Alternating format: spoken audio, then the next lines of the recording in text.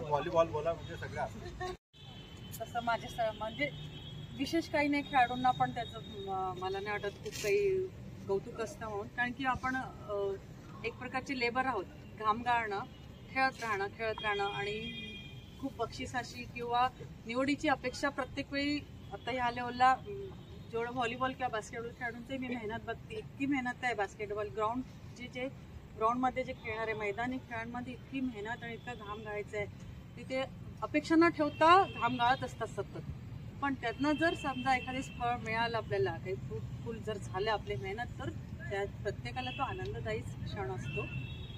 मला पण वाटत असतं की मी पण अगदी 10 वर्षांची ती तेव्हापासून खेळते, तर तुम्ही पण आता 9-10 वर्षांचीच खेळतायत आणि सतत तुम्ही खेळत राहा. एक पॅशन तुमचं खेळ असा एक खेळासाठी एक वेगळी जागा तुम्ही आयुष्यामध्ये स्वतःची ठेवावी, जेणेकरून तुम्हाला आयुष्यात आपलं सुकर होतं आणि नेहमीसाठी आपल्याला त्या गोष्टींचं फिटनेससाठी तर आहेच आहे, पण पुढे प्रोत्साहन स्वतःचं आत्म आपल्याला प्रेरणा मिळत राहते.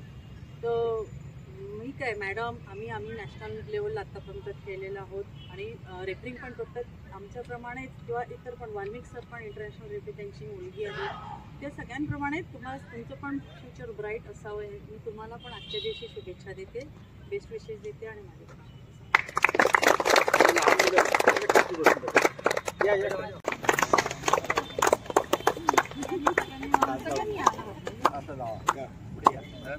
या वाल्मिक सर.